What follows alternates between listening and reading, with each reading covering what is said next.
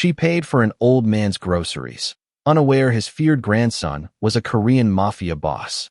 What unexpected connection could exist between a simple act of kindness and someone with such a powerful reputation? How can one ordinary moment change everything? Hello, everyone, and welcome to the channel. If you enjoy emotional stories filled with unforgettable twists and meaningful life lessons, be sure to subscribe and turn on notifications so you never miss a new story. Thank you for being here and for supporting the channel with your time and encouragement. Before we begin, tell us in the comments, what would you do if a small act of kindness unexpectedly connected you to someone powerful? Now, settle in as we step into a story where compassion, destiny, and hidden identities quietly begin to change lives. Most people believe a single act of kindness disappears the moment it is forgotten. They never imagine it might be remembered by the one family no one dares to cross. Naomi Carter tightened her grip on the worn canvas tote hanging from her shoulder as the automatic doors of the neighborhood grocery store slid open with a soft hiss. The late November wind followed her inside, carrying the sharp bite of Chicago's approaching winter before giving way to the comforting scent of fresh bread, roasted coffee, and cinnamon from the bakery near the entrance. She paused for a second, reaching into her jacket pocket to count the few bills she had left. $48. That had to last until payday. Rent was due in 4 days. The electric bill was already overdue, and her mother's prescription refill couldn't wait much longer. She quietly folded the money back into her pocket and grabbed a small shopping basket instead of a cart. Tonight wasn't about buying what she wanted. It was about buying what she could afford. She moved carefully through the aisles, comparing prices with the patience of someone who had learned that every dollar carried the weight of tomorrow. Store-brand oatmeal, discount eggs, a loaf of wheat bread marked down because it would expire in 2 days, a gallon of milk, peanut butter, rice, nothing unnecessary, nothing indulgent. Every decision came with silent arithmetic, every item a negotiation between hunger and responsibility. As she reached the checkout lanes, a sudden murmur spread among the waiting customers. An elderly man stood at the register in front of her, his silver hair neatly combed beneath a charcoal flat cap. His tweed coat had clearly been expensive decades earlier, but its elbows had been carefully patched by hand. The cashier offered an apologetic smile while gently removing one item after another from his groceries. Fresh salmon, a bag of oranges, medicine, chicken broth, whole grain cereal. The total had climbed higher than the balance on the old man's debit card. "I'm so sorry, sir," the cashier said softly. "Your payment keeps declining." The old gentleman lowered his eyes with quiet dignity rather than embarrassment. "I understand," he replied, his voice calm and warm. "Just take away whatever costs the most." One by one, the groceries disappeared from the counter. Behind Naomi, an impatient customer sighed loudly and glanced at his watch. Another shook her head in irritation. The old man never complained. He simply nodded after every item that was removed, as though disappointment had become an old companion he no longer argued with. Naomi watched him hesitate before placing a small bottle of heart medication beside the groceries he had already surrendered. His fingers rested on it for only a moment before he quietly whispered, "That can wait another week." Something inside Naomi tightened. She remembered watching her own mother make the same impossible choices, choosing groceries instead of medicine, because survival always came before comfort. Before she allowed herself time to reconsider, Naomi stepped forward. "Please don't put anything back," she said gently. The cashier looked up, surprised. Naomi removed her debit card from her wallet and placed it on the counter with steady hands despite knowing exactly what it would cost her. "I'll cover the rest." The old man turned slowly, genuine surprise filling his gentle gray eyes. "Young lady," he began, "you don't have to do that." Naomi smiled with quiet warmth. "Maybe I don't," she answered softly. "But someone once helped my family when we needed it most. I guess this is my chance to return the favor." The payment terminal chimed with quiet approval. Every item was placed back into the grocery bags. The medicine, the salmon, the oranges, everything. The elderly man's eyes glistened, but he never allowed the tears to fall. Instead, he simply reached out and gently squeezed Naomi's hand. "Thank you," he said with a sincerity money could never purchase. "I hope life gives your kindness back to you someday." Naomi only smiled. picked up her nearly empty shopping basket, and walked toward the exit without asking his name, without expecting gratitude, and without realizing that a security camera above the checkout lane had recorded every second of what had just happened. She disappeared into the cold evening carrying far fewer groceries than she had planned to buy, completely unaware that somewhere across the city, one of the most feared men in Chicago was about to watch that footage and discover that the stranger who had quietly rescued his grandfather had just walked into his family's destiny. Naomi Carter woke before 5 o'clock the next morning to the familiar buzz of the alarm on her aging phone. For a few quiet seconds, she stared at the cracked ceiling of her tiny studio apartment, listening to the distant rumble of the elevated train passing outside her window. The apartment was barely 400 square feet, with faded cream walls, a kitchenette no wider than a hallway, and a single window overlooking an alley where delivery trucks arrived before sunrise. It was not much, but it was clean, warm, and earned through years of honest work. She sat up slowly, reached for the small notebook resting on her nightstand, and carefully wrote down every expense she expected before the end of the month. Rent, electricity, bus fare, groceries, her mother's medication. After subtracting the amount she had spent helping the elderly stranger the night before, she smiled to herself instead of sighing. The numbers looked more difficult now, but somehow her heart felt lighter. She prepared a simple breakfast of oatmeal and black coffee before catching the first bus across town. During the ride, she reviewed the orientation papers folded neatly inside her canvas bag. 3 days earlier, she had accepted a new position as a full-time housekeeper at the Kong Estate, one of the most prestigious private residences on the northern edge of Chicago. The employment agency had only described the owners as an influential Korean family that valued privacy above everything else.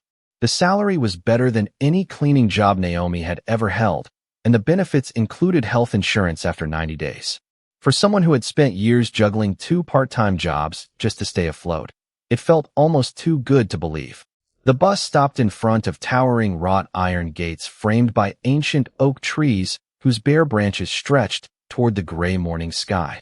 Beyond them stood a magnificent stone mansion surrounded by carefully trimmed gardens, elegant fountains, and long winding driveways that disappeared behind rows of evergreen hedges. Naomi quietly admired the beauty without allowing herself to become distracted. Beautiful homes still collected dust. Expensive floors still needed to be polished. Honest work remained honest work no matter how grand the address. A security guard welcomed her politely before escorting her inside, where the warmth of polished walnut floors, crystal chandeliers, and soft classical music filled the enormous entrance hall. Mrs. Evelyn Brooks, the estate manager, greeted Naomi with professional kindness. She was in her late 50s, impeccably dressed, with silver hair tied into a flawless bun and an expression that balanced discipline with fairness. She explained the daily schedule carefully, introduced the kitchen staff, the gardeners, the chauffeurs, and the maintenance crew, emphasizing one rule above all others: respect every member of the household, regardless of position. Naomi appreciated those words more than Mrs. Brooks could have imagined. Throughout the morning, Naomi worked with quiet efficiency, dusting bookshelves, organizing guest rooms, polishing antique furniture, and learning the rhythm of the estate. She thanked everyone who offered directions and smiled warmly whenever someone greeted her. By lunchtime, several employees had already noticed that the new housekeeper never complained, never hurried through her work, and somehow made every room feel a little brighter simply by being there. As the afternoon sun filtered through the enormous windows overlooking the gardens, Naomi carried a basket of freshly folded towels toward the east wing. Passing an open sitting room, she noticed an elderly gentleman peacefully reading beside the fireplace. His silver hair, gentle posture, and familiar tweed coat immediately caught her attention, but she only offered a polite smile before continuing down the hallway. She never realized the old man slowly lowered his book, recognized her at once, and watched her disappear around the corner with eyes filled not only with gratitude, but with quiet disbelief that fate had brought the same compassionate young woman into his family's home. The following morning began with the same quiet rhythm, but the atmosphere inside the Kong estate carried a subtle sense of anticipation. Staff members polished every surface until it reflected the morning light, fresh flowers appeared in crystal vases throughout the mansion, and the security team exchanged brief updates through discreet earpieces. Naomi noticed the difference immediately, although no one explained the reason. She simply focused on her work, carefully arranging books inside the grand library before moving to the dining room, where sunlight spilled across a table long enough to seat 20 guests. Mrs. Evelyn Brooks approached with her usual composed expression. "The master of the house will be returning this afternoon," she said. "Everything must be perfect." Naomi nodded respectfully, without asking questions. She had learned long ago that curiosity was rarely appreciated in wealthy households. She only replied, "Yes, ma'am," before continuing her work. Across the estate, Samuel Kong sat beside the fireplace with a warm cup of green tea, his thoughts lingering on the young woman who had quietly changed his week. He had spent the previous evening wondering whether kindness like hers still existed in a world that often hurried past strangers without making eye contact. When he had recognized Naomi walking through the hallway, he had almost called her name. Instead, he chose silence. Some people deserve to be known for their character before their good deeds. Shortly after noon, a line of elegant black vehicles rolled through the front gates. The entire household became noticeably quieter as they came to a smooth stop beneath the covered entrance. Naomi happened to be dusting the staircase when the front doors opened. Several men in tailored dark suits entered first, speaking softly while scanning the surroundings with practiced attention. Then another figure stepped inside. Daniel Kong moved with calm confidence rather than theatrical authority. Standing well over 6 feet tall, dressed in a perfectly tailored charcoal suit, he carried himself with the quiet discipline of someone accustomed to responsibility instead of seeking attention. His dark hair was neatly styled, his posture straight, and his expression unreadable. Employees greeted him respectfully as he walked through the entrance hall. Daniel acknowledged each person with a slight nod, but never slowed his pace. There was no arrogance in his demeanor, only remarkable self-control. Naomi lowered her eyes politely as he passed nearby, exactly as she had been instructed. To her, he was simply the owner of the estate where she had recently found honest employment. She had no reason to imagine that newspapers whispered about his influence throughout Chicago's Korean business community, or that powerful people carefully chose their words whenever his name entered a conversation. Daniel walked directly into his grandfather's sitting room. The moment Samuel saw him, the older man's reserved smile became unmistakably brighter. "You finally came home," Samuel said warmly. Daniel embraced his grandfather with genuine affection before sitting beside him. "How have you been?" he asked. Samuel looked at him thoughtfully for a moment before answering. "Better than you think." Daniel studied the older man's face, sensing there was more behind those words. Samuel reached for a folded grocery receipt resting inside the pages of his favorite book. "I met someone extraordinary this week," he said quietly. Daniel accepted the receipt with mild curiosity. Samuel then described the young woman who had paid for a stranger's groceries without expecting recognition, gratitude, or repayment. He spoke slowly, recalling every detail of her kindness with surprising clarity. Daniel listened in silence until his grandfather finished. Finally, he asked one simple question. "Did the store have security cameras?" Samuel smiled gently. "I believe every modern grocery store does." Daniel folded the receipt carefully and slipped it into the inside pocket of his jacket. His voice remained calm, but something had shifted behind his steady eyes. "I would like to know who she is." Upstairs, completely unaware that her life had quietly become the subject of a deeply personal search, Naomi continued folding fresh linens while humming softly to herself, never imagining that the smallest decision she had made with an open heart was about to connect two completely different worlds. The silence inside the Castellano mansion had changed. It was no longer the cold silence that made Naomi Carter feel like she was invisible. Now it carried something different, something she could not name. Since the afternoon when Dominic Castellano discovered what she had done for Matteo, every hallway seemed to hold a quiet question. The staff watched her with curiosity, wondering why the most powerful man in the house had stopped treating her like just another employee. Naomi noticed the difference, but she refused to let it change who she was. She still arrived before sunrise, still cleaned the same rooms, still kept her head down. Kindness was not something she performed for approval. It was simply who she had always been. Dominic noticed that. From the doorway of his private office, He watched her carefully as she arranged fresh flowers in the grand living room.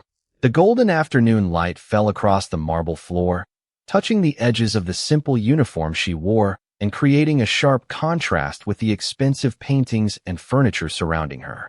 For years, Dominic had believed people always wanted something from him. Respect, money, influence, a place near his power. But Naomi had walked into his world and asked for nothing. She had only seen a child in pain and chosen to help. That realization stayed with him longer than he expected. Later that evening, Dominic found her in the kitchen preparing a small meal for Matteo. She looked up immediately when he entered, her hands becoming still. "Mr. Castellano, I was only making something simple for him. He mentioned he liked the soup yesterday." Dominic looked at the bowl on the counter, then at her. "You remember small details about everyone here." Naomi lowered her eyes slightly. "People remember when someone takes the time to notice them." The words were simple, but they reached somewhere deeper than she intended. Dominic had spent years surrounded by people who noticed his title, his wealth, and his reputation. Almost no one noticed the person behind them. He stepped closer, but his voice remained calm. "Why do you care so much?" Naomi paused. She looked toward the hallway where Matteo's laughter could be heard faintly. "Because children should never feel alone. And because everyone deserves to feel like they matter." For a moment, Dominic had no answer. The man who could negotiate complicated decisions without hesitation found himself quiet because of a simple truth spoken by a woman everyone else had overlooked. The next morning, something unexpected happened. When Naomi entered the dining room, Matteo was already waiting for her, smiling brightly. Beside him sat Dominic, not behind a desk, not surrounded by assistants, but simply sitting with his son. The sight surprised her. Dominic looked up. "Matteo asked if you would join breakfast." Naomi hesitated. "I am staff, sir." Dominic studied her for a moment before saying, "Today, you are a person sitting at a table." The room became completely still.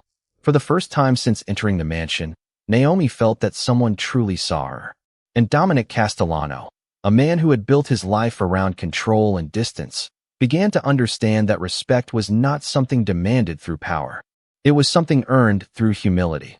The morning light spilled across the Castellano mansion, turning the marble floors into ribbons of gold, but Naomi Carter barely noticed the beauty around her. She stood quietly near the kitchen doorway, holding a small tray with both hands, still uncertain whether she truly belonged in a place where every room seemed designed for people who had never known struggle. The previous night had changed something. Not the walls, not the rules, not the distance between her world and Dominic Castellano's. Something inside the silence had changed. For the first time since she arrived, she no longer felt completely invisible. Dominic had watched her with suspicion for weeks, measuring every word, every movement, every decision. But after seeing the way she cared for Matteo, after hearing the gentle patience in her voice when everyone else had given up, he had begun to see the person behind the uniform. Not just an employee, not just someone who cleaned the rooms and disappeared before dinner. A woman with a story, a heart, and a strength she never announced. Dominic entered the kitchen wearing his usual dark suit, his expression unreadable. The staff immediately became quiet. Everyone in the mansion knew that when Dominic walked into a room, the atmosphere changed. But this time, his eyes did not pass over Naomi like she was part of the background. They stopped. "Matteo asked for you," he said. Naomi looked surprised. "Sir, he wants to show you something." The simple words carried more weight than he intended. Dominic was not a man who explained himself. He gave orders. He made decisions. He controlled every detail of his life. Yet standing there, asking instead of commanding, revealed a small crack in the armor he had spent years building. Naomi followed him upstairs to Matteo's room. The curtains were open, allowing sunlight to reach the corners that had once felt so cold. Matteo sat on the floor surrounded by colorful drawings. When he saw Naomi, his face brightened. "Naomi," he said softly. Dominic noticed the difference immediately. His son, who once avoided almost every new person, now reached out with trust. It was a feeling Dominic had almost forgotten existed. He watched Naomi sit beside Matteo, listening carefully as the boy explained every drawing with excitement. She never rushed him, never treated his words like they were less important. She gave him something money could never buy: time, understanding, patience. Dominic remained near the doorway, silent. Years of power had taught him how to command attention, but Naomi was teaching him something far more difficult: how to truly notice someone. Later that afternoon, Dominic found Naomi preparing to leave after her shift. "Wait," he said. She turned around. "I wanted to thank you." Naomi lowered her eyes. "I was only helping Mateo." "That is exactly why I am thanking you," Dominic replied. "You helped him when you had no reason to. You cared when nobody was watching." The room became still. Naomi looked at him, realizing those words were not just gratitude. They were recognition. For the first time in a long time, Dominic Castellano was not looking at her as someone beneath him. He was looking at her as someone who had reminded him of the person he used to be. And that quiet moment changed the balance between them forever. For the first time in years, Dominic Castellano noticed how quiet his mansion truly was. The silence that once felt like control now felt different. It felt empty. But that morning, as he stood outside Mateo's room and listened to his son's laughter echo through the hallway, he realized something had changed inside those walls. A place built on rules and distance had finally allowed a little warmth to enter. Naomi Carter continued working the same hours, wearing the same simple uniform, carrying the same humility she had carried since the day she arrived. She never acted like she had gained special treatment. She never used Mateo's trust as a way to move closer to Dominic. That was what surprised him most. Many people entered his world wanting something: money, influence, protection. Naomi wanted nothing except to do her job and make a child feel safe. Dominic watched her from a distance as she helped Mateo organize his drawings in the family room. The boy carefully placed each picture on the table, explaining every detail in his own way. Naomi listened as if every word mattered. Dominic had spent years hiring experts, tutors, and specialists, searching for ways to help his son. Yet the person who reached Mateo's heart was the woman everyone else overlooked. The realization stayed with him. That evening, Dominic found an old box in his office. Inside were photographs from years ago, before responsibilities and power had changed him. There was a picture of his mother sitting in a small kitchen, smiling while helping him with homework. She had always told him one thing: a person's value was never measured by what they owned, but by how they treated those with less. For years, Dominic thought power was the only thing that could protect the people he loved. Now Naomi was showing him that kindness could protect something deeper: a person's spirit. The next day, Dominic made a decision that surprised everyone in the mansion. He asked Naomi to join him for a conversation in the library. When she entered, she looked nervous. She thought perhaps she had crossed another invisible boundary. "I want to ask you something," Dominic said. Naomi stood quietly, waiting. "Why did you help Mateo that night?" She looked down at her hands for a moment. "Because he needed someone." Dominic studied her answer. There was no pride in her voice. No expectation of reward. Only honesty. "Most people would have followed the rules," he said. Naomi gently nodded. "Sometimes rules protect people. But sometimes people need someone brave enough to notice when those rules are not enough." The words remained in the air. Dominic had heard countless speeches from powerful people trying to impress him. But a housekeeper standing in front of him had said something that reached deeper than any business negotiation ever had. For the first time, Dominic understood that Naomi was not changing his mansion. She was changing the way he saw the world outside it. And while she walked back toward the kitchen that afternoon, Dominic remained in the library, staring through the tall windows at the city below. A man who once believed respect came from fear had finally discovered that true respect was earned in moments when nobody was watching. The days that followed felt different inside the Castellano mansion. Nothing about the grand halls had changed. The marble floors still reflected the morning sunlight. The crystal lights still hung above the quiet rooms. The staff still moved carefully, following routines they had followed for years. But something invisible had shifted. The mansion no longer felt like a place where everyone was afraid to make a mistake. It felt like a place where people were beginning to remember they were human. Naomi Carter noticed the change, but she never took credit for it. She continued arriving before sunrise, preparing breakfast, helping Mateo with his daily activities, and completing her work with the same quiet dedication. She never expected appreciation. She never asked for recognition. That was exactly why Dominic respected her more each day. One afternoon, Dominic watched from his office window as Naomi sat with Mateo in the garden. The young boy held a small notebook, carefully drawing pictures of the flowers around him. Naomi asked questions about every detail, encouraging him to explain his thoughts. Dominic had seen many professionals attempt to connect with his son, but many focused only on what Mateo could not do. Naomi focused on everything he could become. That difference stayed with Dominic. Later that evening, Dominic entered the garden while the sun was disappearing behind the trees. Mateo looked up and smiled. "Papa, look what Naomi helped me make." He held up the notebook proudly. Dominic looked at the drawings and then at Naomi. "You helped him create this?" Naomi smiled softly. "He created it. I just listened." Those simple words affected Dominic more than she realized. For most of his life, people around him had taken credit for everything. They wanted to be seen. They wanted approval. Naomi did the opposite. She gave others the chance to shine. That night, Dominic sat alone in his office, looking at documents he normally handled without hesitation. But he could not focus. His thoughts returned to Naomi's words. She had reminded him of something he had lost long ago, the ability to see people beyond their positions. The next morning, the entire staff gathered in the main hall after Dominic requested their presence. Everyone became nervous. They wondered if something had gone wrong. Dominic rarely addressed the household directly.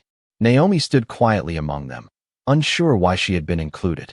Dominic looked around the room before speaking. "For a long time, I believed this house worked because of rules, because everyone knew their place." The room remained silent. "I was wrong." The word surprised everyone. Dominic Castellano was not a man who admitted mistakes easily. A home is not built by expensive furniture or powerful names. It is built by the people who give their time, effort, and care every day. His eyes moved toward Naomi. She lowered her gaze, uncomfortable with attention. Some people are overlooked because of the work they do, but that does not make them less valuable. The silence that followed felt different. It was not fear. It was respect. Naomi felt a warmth she had not felt in years. Not because of a reward or a title, but because someone had finally recognized the dignity she had carried all along. And as Dominic watched the staff return to their duties, he understood something important. Changing a person's heart did not happen through grand gestures. Sometimes it happened through one quiet person who reminded the powerful what humanity looked like. The rain tapped softly against the tall windows of the Castellano mansion, creating a peaceful rhythm throughout the quiet evening. Inside the library, Dominic Castellano sat behind his massive wooden desk, but for once, the documents in front of him were not the most important thing on his mind. His attention was on the small changes happening around him. The staff no longer lowered their voices when he walked by. Mateo smiled more often. The house that once felt like a fortress slowly felt like a home. And Dominic knew exactly who had started that transformation. Naomi Carter never tried to change him. She never gave him lectures or demanded that he become a different person. She simply treated every person with the same respect, whether they had power or not. That quiet consistency had become impossible for him to ignore. The following week, Dominic noticed something that troubled him. Naomi was working longer hours than usual. She arrived earlier, stayed later, and carried the same calm expression even when exhaustion showed in her eyes. He found her in the kitchen one evening organizing supplies after everyone else had left. "You are still here," Dominic said. Naomi looked up, surprised. "I was just finishing, sir." Dominic looked at the clock on the wall. It was almost 8 in the evening. "Your shift ended hours ago." Naomi gave a small smile. There were things that needed to be done. Dominic studied her carefully. He had spent years surrounded by people who exaggerated their struggles to gain sympathy. Naomi was different. She hid her difficulties instead of displaying them. "Why do you do that?" he asked. Naomi paused. "Do what?" "Carry everything alone." The question caught her off guard. For a moment, the confident woman who always cared for others looked away. "I suppose I learned that someone has to keep going." Dominic understood that answer more than he wanted to admit. He knew what it meant to carry responsibilities silently. He knew what it felt like to believe weakness was something that could never be shown. But hearing it from Naomi made him see the cost of that belief. The next morning, Dominic made a decision. He called Naomi into his office, not as an employer giving instructions, but as someone having a sincere conversation.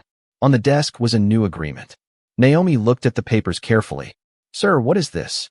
"A change in your position," Dominic replied.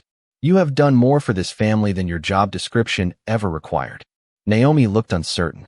"I do not need special treatment." Dominic shook his head. This is not special treatment. This is recognition. The word stayed with her. Recognition. Something simple, yet something she had rarely received. Dominic continued, your work matters. Your kindness matters.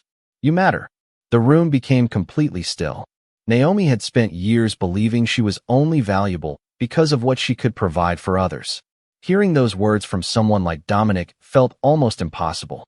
She looked down, trying to hide the emotion in her eyes. Dominic noticed, but he did not comment. He understood some moments did not need explanations. Later that afternoon, Matteo found Naomi in the garden and proudly told her that his father had changed. She smiled and asked, "What makes you say that?" Matteo looked toward the mansion. "Papa listens now." Naomi looked back at the house, watching Dominic standing by the window. A man who once built walls around himself had finally started opening doors. And in that quiet moment, both of them realized something neither had expected. Sometimes the person who changes your life is not the one who saves you from the world. Sometimes it is the person who simply reminds you that you were worthy all along. 6 months earlier, Naomi Carter had walked into the Castellano mansion carrying a small bag, a worn resume, and the quiet determination of someone who had learned to survive without expecting anyone to notice. She had entered those doors believing she would always remain invisible. Another worker in a house filled with powerful people. Another person whose name would be forgotten the moment she left the room. But now, standing in the same mansion, everything felt different. The walls were still tall. The rooms were still grand. The city lights still reflected across the glass windows every evening. Yet the cold distance that once filled the house had disappeared. Dominic Castellano stood in his office, looking out over the city he had spent years controlling. But the greatest change in his life had not come from business success or influence. It came from a woman who never tried to gain anything from him. Naomi had shown him that respect was not something demanded by authority. It was something earned through actions, through patience, through the way a person treated those who could offer nothing in return. On a quiet Sunday morning, Dominic walked through the garden and found Naomi sitting with Matteo beneath the shade of a large oak tree. The boy was reading a book aloud, stopping every few sentences to explain his thoughts. Naomi listened with a smile, encouraging him every time he became unsure. Dominic watched from a distance, remembering the child who once struggled to express himself. He remembered the long nights of worry, the endless questions, and the fear that he would never truly understand his own son. But now Matteo laughed freely. He shared his ideas. He trusted the world around him a little more. And Dominic knew Naomi had been part of that miracle. "You know," Dominic said as he approached, "he talks more with you than anyone else." Naomi looked up and smiled. He just needed someone who would listen. Dominic looked at Matteo, then back at her. That is something many people forget. The three of them remained there in the peaceful afternoon, surrounded by flowers and sunlight. It was a simple moment, but for Dominic, it represented something he had spent years searching for: peace. Later that evening, Dominic entered the kitchen and found Naomi preparing tea before ending her day. "You are leaving soon," he said. Naomi nodded. "Yes, sir." Dominic hesitated for a moment. The old Dominic would have considered hesitation a weakness, but he had learned that honesty required courage. "I want you to know something," he said. "When you first came here, I saw your position before I saw you." Naomi remained silent, listening. "I was wrong." Those 2 words carried more meaning than any expensive gift or grand announcement. Dominic Castellano was a man who rarely admitted mistakes, especially personal ones. "You reminded me that every person has a story. Every person deserves to be heard." Naomi looked at him with quiet appreciation. She did not need an apology to prove her worth. She had always known her value. But hearing those words meant the world because they came from someone who had finally learned to see it. Years from that day, people would still talk about the powerful man who changed. But those who truly understood the story knew the truth. Dominic had not changed because Naomi forced him to. He changed because her kindness revealed a part of himself he had forgotten. And as the golden evening light filled the mansion, one truth remained clear. A person's dignity is never created by wealth, status, or power. It exists long before anyone chooses to recognize it. And that day, the world remembered what dignity looks like.